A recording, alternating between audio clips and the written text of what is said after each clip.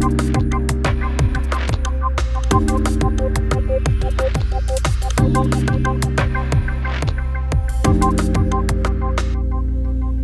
Staatswissenschaften kommt es größtenteils darauf an, wie man sich spezialisiert.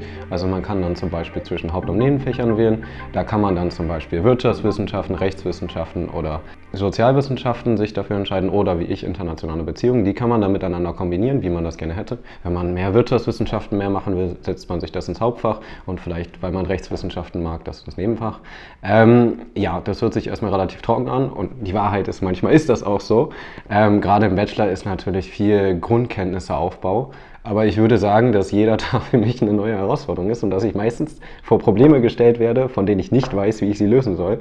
Und das macht es einfach super herausfordernd und es bringt einen wirklich dazu, dass man sehr schnell wächst. Ich glaube, bis zu diesem Zeitpunkt, das war damals, nachdem ich aus meinem Auslandsjahr aus Ghana zurückgekommen bin, war es so, dass ich halt relativ viele interkulturelle Erfahrungen gesammelt hatte und auch in die Richtung weitergehen wollte und es für mich eigentlich außer Frage stand, dass ich international arbeiten will und auch niemals ortsgebunden bin und mich auch für diese Themen interessiere. Und dieses Übergreifende und irgendwie mit allen Händen überall drin sein, das habe ich vorher auch gemacht und das mache ich jetzt immer noch. Auch an der Universität außerhalb des Studiengangs und das macht super viel Spaß und das bringt Abwechslung und man wird halt auch ständig herausgefordert und das macht das doch schon sehr theoretische an dem Studium schon etwas lebendiger und man fühlt sich so, als würde man tatsächlich was tun.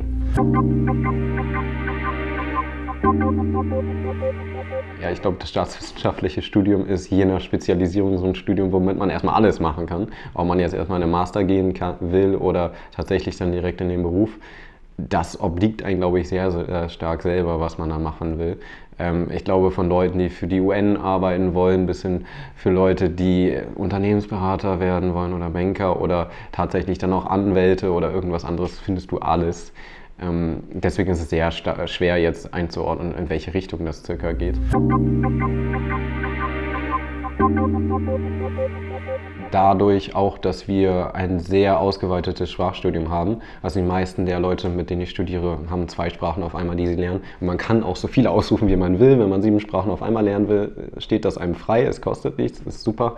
Aber gerade dadurch werden halt gerade Auslandssemester angeregt. Und für mich, ich bin nach China gekommen, weil ich halt über das Konfuzius-Institut Chinesisch gelernt habe und die dann gesagt haben, willst du nicht mal da hinkommen? Und ich gesagt habe, ja, warum nicht? Und dementsprechend glaube ich schon, dass die Anregungen da sehr groß sind. Und gleichzeitig haben wir natürlich noch ein paar internationale Organisationen da, die das auch nochmal ein bisschen erleichtern, würde ich sagen. Dementsprechend ja doch, das steht schon sehr im Vordergrund, obwohl das natürlich auch immer einem selber überlassen ist.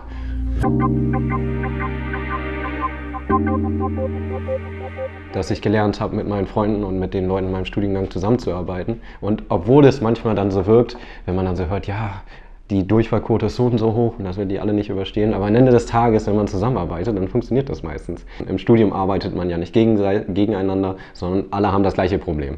Dementsprechend, wenn man sich dann zusammen hinsetzt und die Sachen angeht, fällt einem auf der einen Seite das Studium sehr viel leichter und man bekommt sehr viel bessere Noten. Auf der anderen Seite macht es die Zeit einfach sehr viel schöner im Studium. Und dadurch lernt man natürlich dann auch diese ganzen Soft Skills, die von dem Unternehmen dann vielleicht später irgendwie erwartet werden. Und die lernt man halt nur, wenn man sich dann hinsetzt und was zusammen macht. Also ich glaube, in Erfurt sind die Bars doch schon relativ cool. Ich war nie so der Clubgängermensch, deswegen war es für mich kein Problem, dass Erfurt jetzt nicht die krassesten Clubs hat. Aber die Bars, da gibt es relativ viele von, die haben alle ihre eigenen Themenbereiche und ich glaube, da ist jeder relativ gut bedient mit den ganzen Bars. Cafés gibt es, glaube ich, auch en masse, da kannst du dich mit totschmeißen.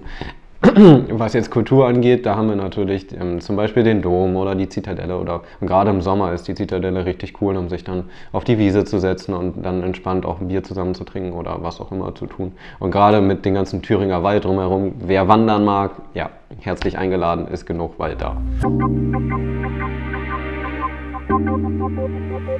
Also die Uni Erfurt ist ja erstmal eine Campus-Uni, das heißt, das meiste ist auf den Campus gelagert. Sicherlich, da sind noch paar Zweigstellen, aber das meiste ist halt auf dem Campus. Das heißt, man sieht auch wirklich fast alle Studenten auf dem Campus und man sieht sich auch täglich. Ja, also wir haben natürlich unsere Fakultätsgebäude, die sind so ein bisschen am Eingang gelagert und dann haben wir auch eine Mensa, die doch schon sehr gutes Essen macht, muss ich sagen. Ich glaube, das Highlight ist natürlich unsere Bibliothek, die ein bisschen weiter hinten ist und auch relativ neu, wo tatsächlich genug Platz ist für uns alle, wer hätte es kommen sehen, und man wirklich in Ruhe lernen kann.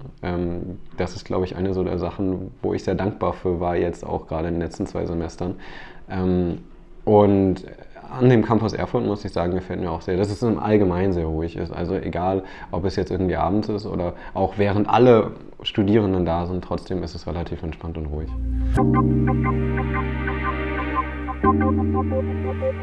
Also es gibt in Erfurt, glaube ich, mehr als genug Wohnungen und die sind auch für Studenten wirklich finanzierbar. Und dann hat auch die Universität Erfurt relativ viel Studentenwohnheimplätze. Daran zu kommen ist wirklich nicht schwer, solange man das irgendwie zeitlich macht. Bei mir war es zum Beispiel so, ich habe das 2 Wochen vorher gemacht, das war nicht sehr klug und trotzdem habe ich noch einen Platz bekommen. Also an eine Wohnung zu kommen ist in Erfurt nicht schwer und es ist relativ entspannt. Und ich glaube, das ist so eine der Sachen, wo man sich als Student dann relativ wenig auch finanzielle Sorgen machen muss.